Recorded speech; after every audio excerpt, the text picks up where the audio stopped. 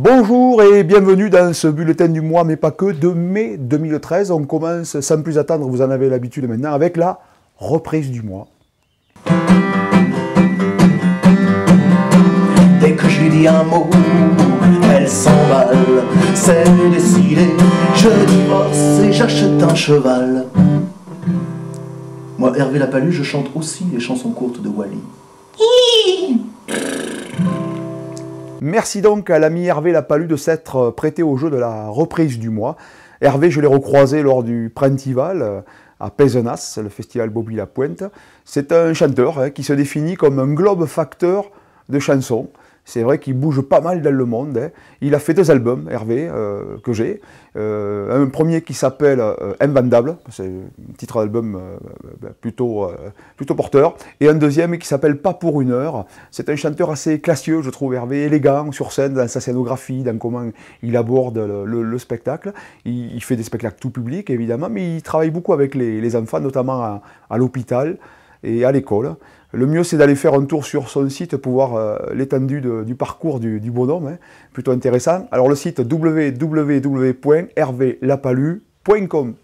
Des nouvelles maintenant de José Stembre, je vous en ai parlé le mois dernier, c'est lui qui a eu l'idée de Ouvrez la cage aux oiseaux. C'est un copain chanteur qui se définit comme un songwriter. Moi, j'aime beaucoup cette définition. Alors, ils viennent de tourner des vidéos du spectacle qu'il donne en ce moment. Ça a été capté aux Zèbres de Belleville. Il y a 3 vidéos sur son site. N'hésitez pas à aller faire un tour parce que ça vaut vraiment le détour. Et moi, ça me donne vraiment envie de voir le show dans l'intégralité. Le site à l'adresse www.stembre, S-T-I-M-B, ça s'écrit en bas, .com. Voilà. Pascal Roux. Pascalou, avec qui je travaille depuis des années, au son, la lumière, maintenant fait tout, la régie, homme de confiance, m'a offert une BD. Une BD, et quelle BD? Ça s'appelle Les Ignorants, de Étienne Davodo, c'est sorti chez Futuropolis. Et moi, j'y connais pas grand-chose à BD, mais ça m'a vraiment plu, quoi. Le dessin, j'adore. Et puis l'histoire, enfin, c'est une immersion dans des métiers. C'est l'histoire donc d'un dessinateur qui connaît pas grand-chose en vin, qui va essayer d'apprendre le métier de vigneron, et il rencontre un vigneron qui, lui, a jamais lu une BD. Donc c'est un échange entre les deux, de vin goûté, de BD lu. C'est un bon moment de vie. Vraiment, cette découverte des personnages l'un pour l'autre. Enfin, moi, j'ai vraiment aimé. J'ai pas arrêté d'en parler, donc je continue d'en parler dans ce bulletin. Qui plus est, à la fin, il y a une liste avec les vins qui ont été bu et les BD qui ont été lus. Alors c'est assez intéressant de voir comment ces gens se sont formés, quoi, comment ils ont fait leur grammaire, leur éducation. Et je soupçonne Pascal Roux de m'avoir offert cette BD uniquement pour les vins bu à la fin. Rassure-toi Pascal, on en goûtera quelques-uns. Ces derniers temps, on en a quand même goûté pas mal. À ce propos, une petite séquence tournée il y a quelques années.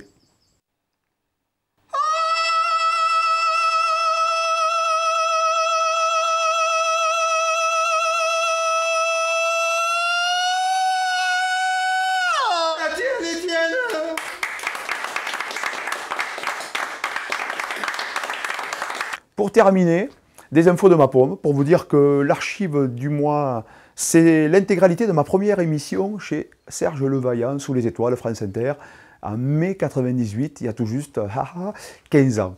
La chanson courte du mois est en ligne. Entre l'homme et l'animal, la frontière n'est pas si grande. Vous verrez, vous m'en direz des nouvelles. Que vous dire de plus? Ah oui, que vous pouvez aller sur ma chaîne YouTube. Voilà, parce que je ne peux pas tout mettre sur le site. Problème de stockage. Donc la chaîne YouTube, toutes les séquences vidéo sont sur ma chaîne YouTube. L'adresse de ma chaîne s'affiche dessous, normalement. Je fais le truc, mais ça devrait s'afficher. Là, vous pouvez vous abonner aussi. Ça veut dire que dès que je mets une vidéo en ligne, vous la recevez directement chez vous. Que dire de plus? Pour terminer, que je prépare Avignon activement, où on reprend Absurdité protéiforme, un peu relifté, un peu beaucoup même.